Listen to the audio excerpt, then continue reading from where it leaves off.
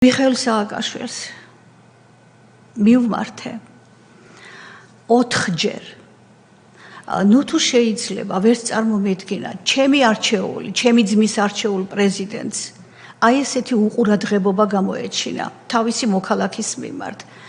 დასაწყისიდანვე ვიფიქრე რომ ეს იყო მართალი და ჩავთვალე რომ მოდი დავიწყებ პრეზიდენტიდან, იმიტომ რომ მართალია და დაბლა ჩამოვალ-მეთქი ალბათ და გამართლდება.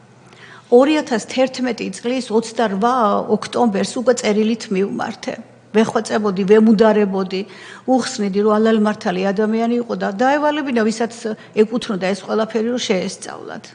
სამარისებული სიჩუმე იყო. შემდეგ 2011 წლის 30 ნოემბერს კიდევ მივმართე. აქედანაც ხელმოცარული დავრჩი. და რაღა უნდა გამეკეთებინა ამის შემდეგ და მე დავიწყე უკვე სხვა სამინისტროებში წერილების წერა.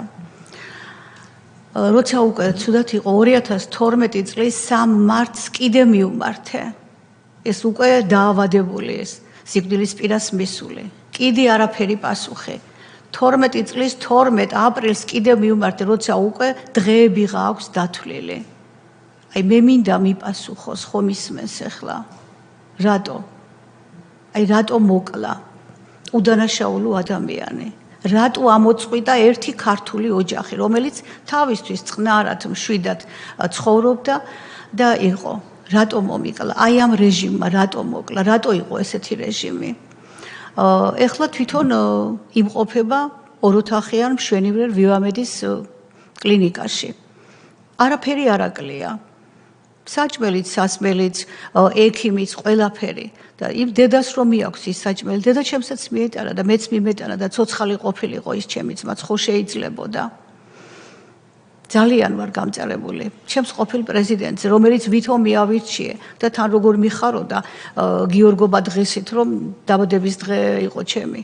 და დაბადების დღე შემაძულა მე ზუსტად მაგ პიროვნებამ. და კიდევ თვითონაც ფიქრობს და თავის დამქაშებით ასე ვიტყვი, ხელისუფლებაში მოსვლა უნდათ.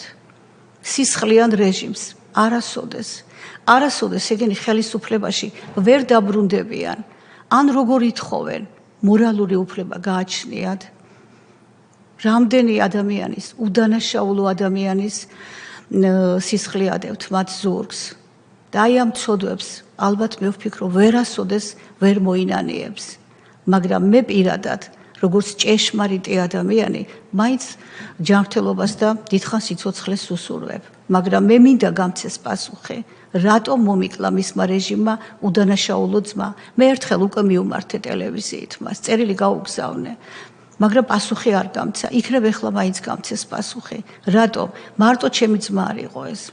ჩემი ძმისთანა ძალიან ბევრი არის და ძალიან ბევრი დედა არის ატირებული და ბევრი ოჯახი, აი ისი ამოწყვეტილი, როგორც ჩემი ოჯახი არის ახლა ამოწყვეტილი, რომ იმას გვარის გამგრძელებელი და არავინ არ დარჩა. აი ესე მომისპო ძმა, რატო? მინდა რომ მიპასუხოს.